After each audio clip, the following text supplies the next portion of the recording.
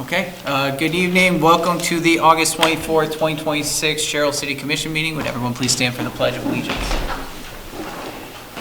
I pledge allegiance to the flag of the United States of America and to the republic for which it stands, one nation, under God, indivisible, with liberty and justice for all.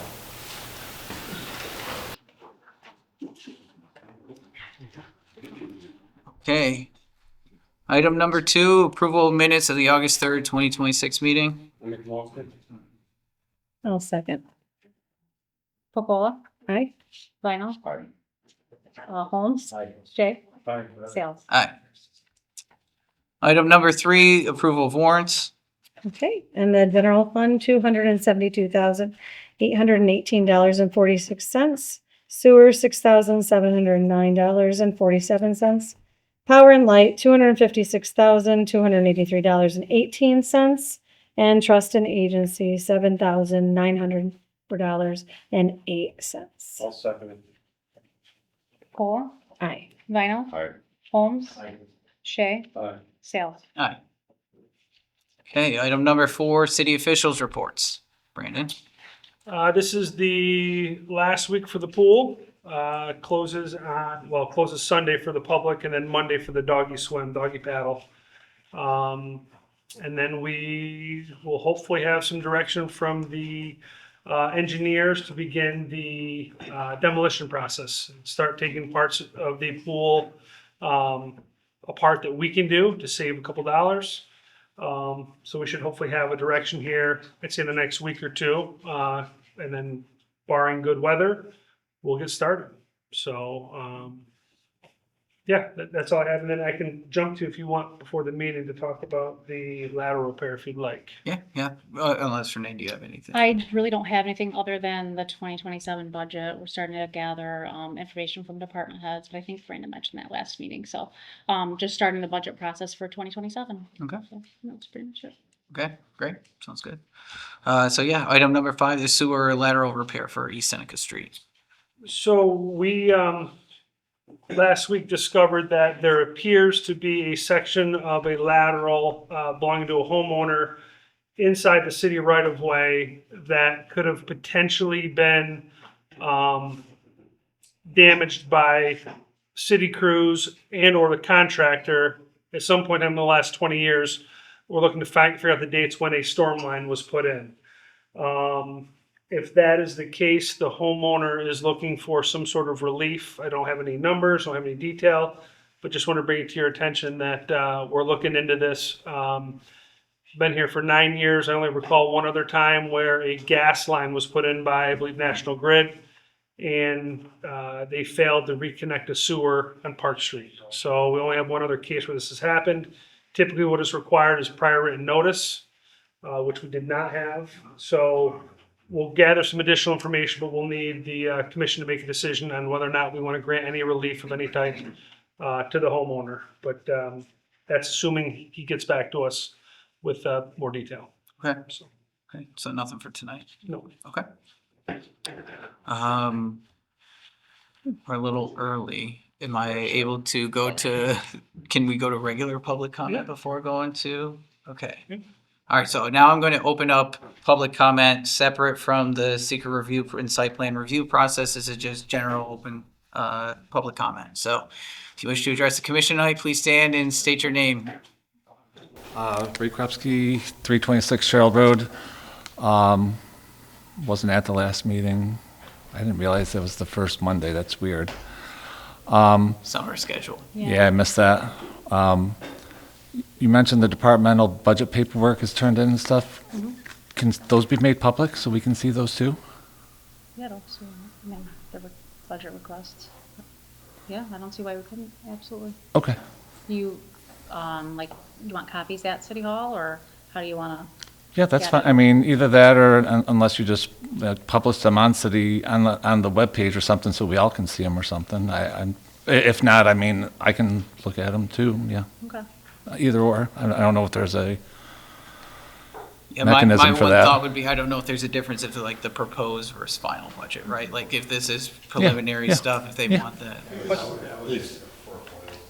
A foil. Okay. So, yeah. they're far from. No, I know, I know. Everybody wanted, Yep. in a budget, they want everything, so. No, I know, I just, So you would recommend a foil? I, Okay. Okay. what did you say? Oh, okay. All right, thanks. And the forms are right at City Hall or online, so the foil forms, so.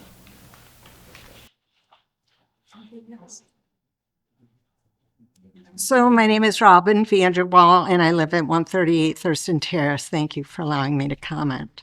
My topic is the Zoning Board of Appeals. I first spoke to you regarding the ZBA on May 11th. I pointed out that the ZBA had recently publicized a public hearing, but then held only a meeting with public comment strictly prohibited. I read to you guidance from the state, which I will read again now. A public hearing is required before the ZBA may grant a variance. Every matter that comes before a zoning board of appeals requires a public hearing. They must afford all those wishing to comment a chance to be heard. Since then, the ZBA has changed, but instead of publicizing a public hearing and then holding it, they simply announce a meeting and hold a meeting, again without public comment. Thus, ZBA decisions remain out of compliance with state statutes, the Open Meetings Law and General City Law regarding zoning board of appeals. The ZBA met for a public meeting on July 28, 2026, to consider an area variance request by the developer of the proposed Store America site. The developer requested dramatic relief from the published code, side setbacks of 10 and 20 feet rather than the required 50 feet. Written correspondence sent out before the meeting stated, quote, "The zoning board does not allow for public comment at the meetings," end quote. When the ZBA voted at that meeting to approve the area variance request, without first publicizing and holding a public hearing, the city committed egregious violations against state statutes. Later this evening, the site plan for this proposal will be discussed. As a result of this violation by the ZBA, the site plan presented tonight with the smaller setbacks has not in fact been lawfully approved. I call on you to direct the ZBA to rescind its unlawful approval and then publicize and hold the statutorily required public hearing before making a determination with regard to the area variance application. Thank you for your attention. Thank you. 7:13. Okay. Is anyone else? Nope. There you go. Jeff Mahady, East Noise Boulevard. Yep. In the last meeting, you were talking about the South Side substation and the $380,000 that needs to be paid. That'll be paid out of a power and light, you said? Do they have that budgeted or It was in a, like a reserve fund, so. it's in a reserve fund? Yeah, it's like a reserve fund, right, Mike? Yeah, yeah. All right, what about, then you said the North Side station might have to be done in a couple of years, correct? Will that be roughly the same, like 1.9 million? Do we have any idea or no? I don't think we've gotten any sort of Probably. estimate for that yet. And you said you didn't think you were going to be able to get some grants for that? Don't know yet. I guess it'll depend on what's available at the time. When Okay. we go So to if you can't, then who pays for that? The power and light? The city, or who would be paying for that? So the rates would probably go up, most likely. Yes, yeah. Okay. Yep. I'm just curious why we'd spend $650,000 on a pool when we might be looking at a $2 million bill for a substation that benefits everybody. That, to me, that makes no sense. Thank you. Thank you.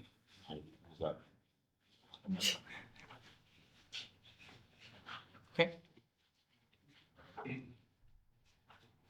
Good evening. Hey, Chris Supan, 106 Marble Street. I'm actually the chairman of the ZBA. 6 years on the ZBA. The past 2 years I've been chairman. We unanimously approved Mr. Mahoney's variance requests. He was asking, what he was asking for was in line with surrounding commercial properties, and he met all other criteria. He had an excellent application and presentation. He has a proven track record with other storage facilities around central New York. From a taxpayer standpoint, I've lived here 21 years, and it's nice to see somebody hopefully bring to life a long vacant property. And thank you to Mr. Mahoney, who's actually a Sherrill boy, grew up on Campbell Street, and investing back in your hometown, something that unfortunately we don't always welcome. And we didn't violate any procedures. A couple months ago, there was this whole big hubbub that the city was in financial distress. Well, we're not, and the ZBA is not either. Thank you. Thank you. Okay. Oh, Hi, Vince Calcara, Robertson Road here in Sherrill. I've attended a few meetings, and for the microphones that are around, I don't know if they're turned on, but sometimes it's hard to hear, especially the soft-spoken people, whether it's at the table or at the podium. okay. Just wanted to make that comment because some folks back here, including myself, have a hard time understanding what's going on. We see lips moving, but don't hear the words that follow those lips. Okay. Appreciate it. Thank you. Okay. Well, with that, I'll close public comments. And I will, I guess, start the joint public hearing, set for 7:15, with the planning board. But first, the first thing we'll do is we'll do the seeker review for the proposed development of Store of America Self-Storage on 91 East State Street. So I have a full motion here. I won't go through and read the whole thing into the record, but what I will do is summarize kind of the assessment form that we are looking to approve. Basically, it's just outlining 13 factors and whether it will have a small impact that may occur, no or small impact may occur, or a moderate to large impact may occur within that field. So for will the proposed action create a material conflict with an adopted land use plan or zoning regulations? That is no, or a small impact may occur. 2, will the proposed action result in a change in the use or intensity of use of land? That one we checked, moderate to large impact may occur, and the reason for that being is that it is currently a vacant lot. It has been a vacant lot for a significant amount of time. So any sort of change to putting something with use and foot traffic on it or car traffic is going to increase that. Item note for the rest, I'll just say it is no or small impact may occur. And that is, will the proposed action impair the character or quality of the existing community? Will the proposed action have an impact on the environmental characteristics that cause the establishment of a critical environmental area? Will the proposed action result in an adverse change in the existing level of traffic or affect existing infrastructure for mass transit, biking, or walkway? Will the proposed action cause an increase in the use of energy and it fails to incorporate reasonably available energy conservation or renewable energy opportunities? Will the proposed action impact existing public or private water supplies, public or private wastewater treatment utilities?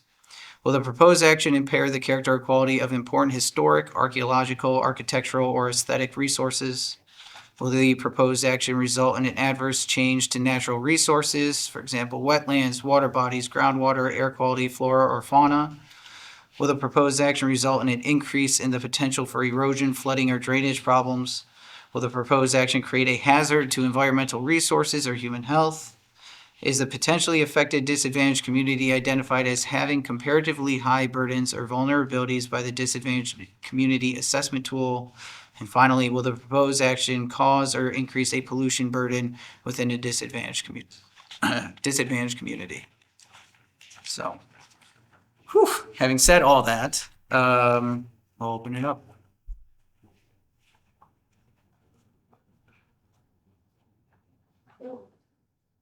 So my name is Robin Vanderwall, and I live at 138 Thurston Terrace. I misunderstood and thought that I would be able to speak to both the environmental quality review and the site plan review in the same statement. May I do so? I would recommend keeping them separate. I'm sorry, just because there are those are two separate things that will be addressed tonight. The planning board is here. Okay. For myself, however you want to address it. I don't have to open up a separate public comment for that. Not necessarily. Okay. At your convenience. Whatever is most efficient, it would be ready. Okay, then yes, go right ahead. Thank you. All right. So I have several points that I would like to make this evening. Number one, I reiterate my prior statement that the ZBA should reconsider the area variance case after publicizing and holding a public hearing. Number two, if the city has not yet engaged their own consulting engineer, environmental engineer, and landscape architect, I encourage it to do so before making any final determinations. Professionals paid by the city will be concerned with the city's interests, not the developer's interests. Number three, the site plan designates a water catchment area and labels it as Phase 1. It is not clear to me if the designated area is large enough to be created in Phase 1, is large enough to contain the water from both Phase 1 and the subsequent Phase 2. That should be independently confirmed by consultants to the city before any decision is made. Number four, city zoning regulations cap the area covered by buildings at 25% of the site. While it is possible that the site plan falls within that cap, I note that approximately 50% of the lot is wetland. The proposed developed portion of the lot is hard up against Route 5. So the visual effect of this proposed development is quite different from what is envisioned in the zoning regulations cap of 25%. Several years ago, the city, with support from, this is number 5. Several years ago, the city, with support from the county and state, invested in Route 5 aesthetic improvements. This property sits right in the middle of that improvement zone. Landscaping and buffering should be adequate to complement that improvement. Number 6, related, the city should require a berm and landscaping along Route 5. This does not appear to be included in the proposed site plan. Number 7, the city has had experience with requiring screening, but not being specific enough. The storage units located on North Betzinger Road and behind the former Joe's Jerky were to have been screened by a hedge. The owner planted a few shrubs that even years later are hardly knee-high. This is a cautionary tale and reason for the city to hire an experienced landscape designer to specify the quantity and quality of shrubs, trees, and ground cover. Number 8, the city should specify an attractive solid fence, not a chain link fence. Number 9, Taylor Brook feeds into the Oneida Creek, and ultimately its water flows into Lake Ontario. We should be respectful of the city's role in keeping our precious waterways clean.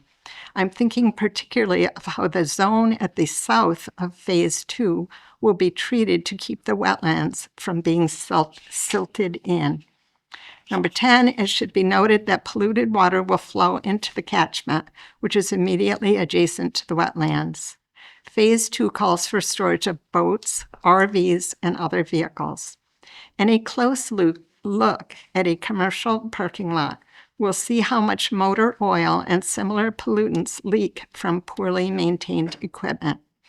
Add in pollution from driveway sealer, and that catchment area will soon leach those pollutants into the wetlands in Taylor Brook. Number 11, how will Phase 2 be developed without infringing upon the wetlands? Phase 1 will have been completed, and Phase 2's construction equipment and materials will have to go somewhere. And number 12, at least 2 prior developers have looked at this site but rejected it. Not every piece of land is appropriate for every use. Do our own professional consultants believe that this is an appropriate project for this site? I will close by reiterating that the ZBA should reconsider the area variance request in a lawful manner, and the city should engage knowledgeable professional consultants to review closely the plans and offer considered opinions and required modifications that will be in the residents' best interest. Thank you. Thank you.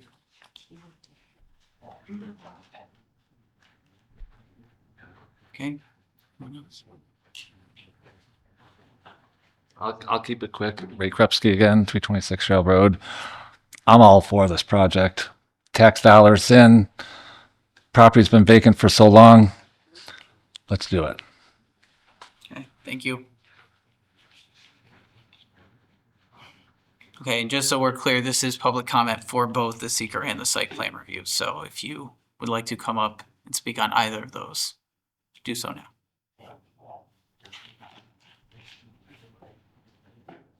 Mayor, we have information on the site plan review, what's been submitted to the planning board there. And if that's available, let's take a look at it. There's another supplemental drawing that came in for.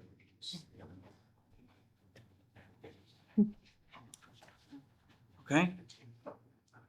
So I guess with a motion to close it, okay? Is there a motion to close it? motion. I'll second. All right. Pacola, Aye. Vinyl, Aye. Holmes, Shay, Aye. Sales. Aye. Okay, so now, Now you can go to the secret resolution. okay. So I guess, is there a motion to pass the seeker resolution? I'll second. Pacola, Aye. Vinyl, Aye. Holmes, Aye. Shay, Aye. Sales. Aye. And now it goes to the first committee, yeah, the planning. Recommendation. Yep. Yes, for everyone who doesn't know, I'm Connor Ingerson of Bonchenick and King here on behalf of the city tonight. With this parcel being located within the manufacturing planning district, the procedure is a little different than it would be for a regular site plan review. Now that the secret determination of non-significance has been made, this will go back before the planning board, who is also meeting here tonight, before, and once they make their ultimate determination, back to the city commission for the overall project. I guess we'll unpause. Do we need a motion to unpause? Yeah. Okay, motion to pause. So with the motion, Joe? Yeah, Reconvene. there we go. That's a better term. Yes. Who seconded that? I will. Ooh, boy, these gentlemen are on fire today. Okay, Pacola, Aye. Vinyl, Holmes, Shay, Sales. Aye. Okay, no need for an executive session. Is there a motion to adjourn? I'll second. Sorry. Pacola, Thank you. Aye. Vinyl, Aye. Holmes, Shay, Aye. Sales. Aye. Okay, so now you guys can take over.